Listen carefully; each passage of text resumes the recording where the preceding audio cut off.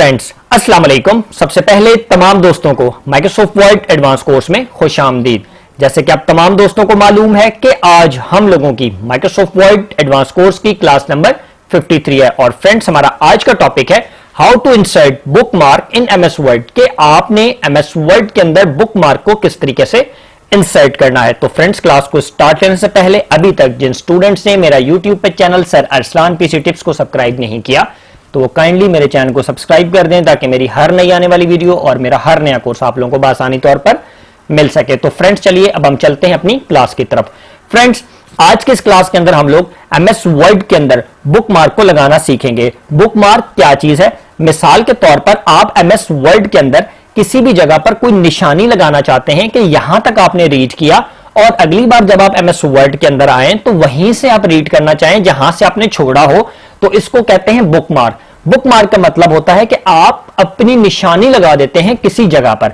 Friends, मिसाल के तौर पर ये आप देख रहे हैं एमएस वर्ड के ऊपर सबसे पहले मैंने लिखी हुई एक हेडिंग चैप्टर नंबर 1।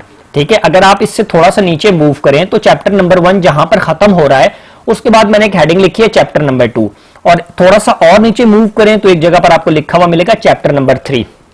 मिसाल के तौर पर मैंने चैप्टर नंबर 1 और चैप्टर नंबर 2 को रीड कर लिया है। अब मैं चाहता हूं जब मैं दोबारा एमएस वर्ड के ऊपर आऊं तो मैं जस्ट एक क्लिक करूं तो मैं डायरेक्टली चैप्टर नंबर 3 पर पहुंच जाऊं, तो मुझे उसके लिए बुकमार्क लगाना होगा। अब अगर मैं बुकमार्क को लगाना चाहता हूं तो मुझे उसके लिए क्या करना है? सबसे पहले मुझे जिस भी हेडिंग पे बुकमार्क लगाना है मैं उस हेडिंग को सिलेक्ट करूंगा। जैसे कि चैप्टर नंबर 3, मैंने इस चैप्टर नंबर 3 को सिलेक्ट किया।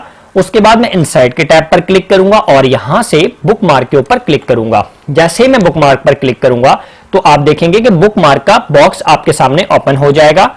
अब यहां पर आपने बुकमार्क का नेम सेम वही नाम लिखना है जिसके ऊपर आप लगाना चाहते हैं। मैं लगाना चाहता हूं चैप्टर नंबर 3 के ऊपर, तो यहां पर आपने एज इट इज लिखना है चैप्टर नंबर 3। सबसे पहले मैं लिख लेता हूं CHAPTER चैप्टर, उसके बाद स्पेस देता हूं, फिर नंबर, फिर स्पेस 3। जैसे हेडिंग मैंने यहां लिखी है वैसे ही हेडिंग मैंने यहां पर लिखनी है, लेकिन यहां पर मैंने एक काम और करना है। ये जो स्पेस आ रहे हैं इन स्पेस के बीच में मुझे डैशेस डालनी है, अंडरस्कोप डालने हैं, जो कि नीचे वाली डैशेस होती हैं उनको लगाना है। मैं चैप्टर और नंबर के बीच में माउस रखता हूं और यहां से स्पेस को खत्म करता हूं और शिफ्ट के साथ डैश लगाता हूं, तो आप देखेंगे वो नीचे वाली जो डैश जिसको अंडरस्कोप कहते हैं वो आ चुकी है।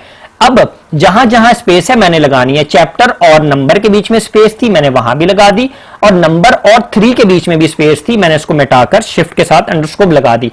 अब फ्रेंड्स, मैं अंडरस्कोप लगा चुका हूं। अब उसके बाद मैं यहां से जस्ट सिंपल ऐड के बटन पर क्लिक करूंगा तो मेरा जो बुकमार्क है वो चैप्टर नंबर 3 की हेडिंग पर लग चुका है। अब फ्रेंड्स, मिसाल के तौर पर ये हेडिंग मेरे से कहीं आगे पीछे हो गई, ठीक है, या मैं बहुत ज्यादा नीचे चला गया, ठीक है, मैं एकदम से यहां पर नीचे आ गया। अब अगर मुझे चैप्टर नंबर 3 पर वापस जाना है तो मुझे उसके लिए क्या करना है?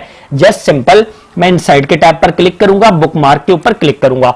जैसे ही मैं बुकमार्क के ऊपर क्लिक करूंगा तो जो आपने बुकमार्क ऐड किया था चैप्टर नंबर 3, ये आप देख रहे हैं कि यहां पर आपको नजर आएगा चैप्टर नंबर 3। आप इसको सिलेक्ट करेंगे, जस्ट गो टू के ऊपर क्लिक करेंगे, ये देखें आप चैप्टर नंबर 3 का जो बुकमार्क है उसके ऊपर आसानी के साथ पहुंच जाएंगे। अब फ्रेंड्स, मैं इसी तरीके से आपको दोबारा से एक बुकमार्क और लगाकर दिखाता हूं। मिसाल के तौर पर मैं बुकमार्क को लगाता हूं चैप्टर नंबर 2 के ऊपर। मैंने सबसे पहले इसको सिलेक्ट कर लिया। सिलेक्ट करने के बाद इनसाइड के टैब में आऊंगा। इनसाइड के टैब में आने के बाद बुकमार्क पर क्लिक करूंगा। बुकमार्क पे क्लिक करने के बाद पहले मैंने चैप्टर नंबर 3 पे लगाया था, अब मैं लगा लेता हूं CHAPTER चैप्टर नंबर 2 के ऊपर। अब मुझे इनके दरमियान स्पेस देनी है, स्पेस नहीं अंडरस्कोप लगाना है। मैं यहां से माइनस करता हूं, शिफ्ट के साथ अंडरस्कोप लगा दिया, और नंबर और 2 के दरमियान भी शिफ्ट के साथ डैश यानी कि अंडरस्कोप लगाकर मैंने इसको यहां पर ऐड कर दिया।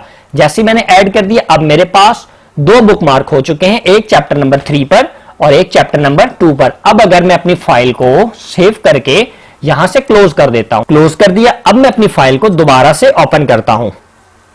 अपनी फाइल को ओपन करने के बाद अगर मुझे किसी भी हेडिंग पर जाना है जिस पे मैंने बुकमार्क लगाया है चैप्टर नंबर 2 या चैप्टर नंबर 3, तो उसके लिए सेम प्रोसेस, इनसाइड के टैब पर क्लिक करूंगा, उसके बाद बुकमार्क पर क्लिक करूंगा। जैसे कि मुझे हेडिंग नंबर 2 पर जाना है तो मैं जस्ट यहां से गो टू पर क्लिक करूंगा, तो आप देखेंगे आप आसानी के साथ चैप्टर नंबर 2 पर आ चुके हैं। अगर आपने चैप्टर नंबर 3 पे जाना है तो आप इसको सिलेक्ट करेंगे और गो टू पे क्लिक करेंगे, तो आप देखेंगे कि आप आसानी के साथ चैप्टर नंबर 3 पर आ चुके हैं। इस तरीके से आप एमएस वर्ड के अंदर हजारों बुकमार्क लगा सकते हैं, चैप्टर वाइज, हेडिंग वाइज, जिस तरीके से आप लगाना चाहें।